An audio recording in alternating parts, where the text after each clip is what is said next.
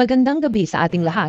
Ito ang magiging lagay nating panahon ngayong gabi hanggang bukas at sa susunod na 2 hanggang 3 araw. Sa ating latest satellite image animation, mapapansin natin, halos madalang ang mga kaulapan dito sa nakaraming bahagi nating bansa. Pero dito sa may bandang dulong hilagang Luzon ay medyo may kakapalan ng ulap dahil yan sa umiiral na amihan or northeast monsoon. Samantala dito naman sa may silangan bahagi na ating bansa, patuloy pa rin naapektuhan ng hangin na mula sa silangan o yung tinatawag nating easterlies. Kaya ngayong gabi, asahan natin na dito sa Visayas at Mindanao, mainit at medyo malinsangan ng panahon maliban lamang sa mga ilang pulupulong dagli ang pag-ulan na minsan may kasamang pagkidlat at pagkulob. Sa Luzon naman ngayong gabi generally maliwalas sa panahon maliban sa ilang pulupulong mahinang pag-ulan lalong-lalo dito sa may bandang northern Luzon area. Samantala bukas naman generally maliwalas pa rin ang panahon sa nakararaming bahagi na ating bansa. Dito sa Metro Manila maglalaro sa mula 24 hanggang 32 degrees Celsius ang antas ng temperatura. Sa Baguio naman mababa pa rin mula 16 hanggang 26 degrees Celsius. Sa ilang bahagi na ating bansa asahan yung mga isolated thunderstorm lalo na sa dakong hapon o gabi daw. So kung lalabas po tayo ng bahay, papasok ng kanilang trabaho, mangyari lamang po magdala pa rin ng payong dahil kung di mo proteksyon sa init ng araw, ay proteksyon natin sa biglang pag-ulan lalo na sa dakong hapon o gabi. Samantala sa Visayas at Mindanao, maliban na lamang dito sa may bandang Tacloban area at dito sa may bandang Davao na inaasahan natin na maulap bukas dahil nga sa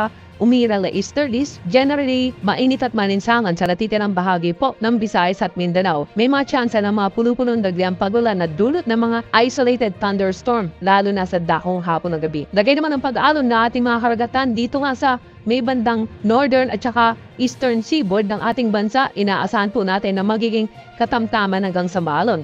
Iba yung pag-iingat sa mga babae nating papalaot, lalong-lalo yung mga mangingisda at yung mga may maliit na sakayang pandagat.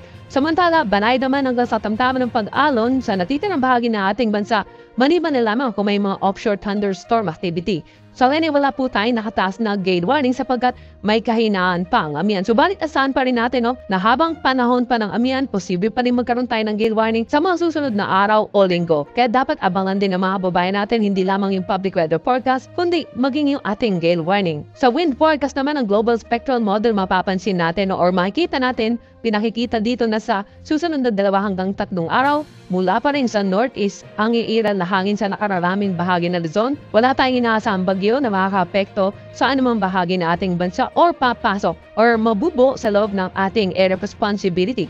Kaya sa ating 3-day weather outlook sa ilang major cities dito sa ating bansa, basically makikita natin na maaliwalas ang panahon, malisangan dito sa may bandang lalawigan na nasa Visayas at Davao or Mindanao sapagkat mas malapit ito dito nga sa mga tropical areas, magiging madalas pa rin yung mga tinatawag natin na isolated thunderstorm, but basically talagang inaasahan natin na maaraw during most parts of the day dito nga sa ilang major cities sa ating bansa.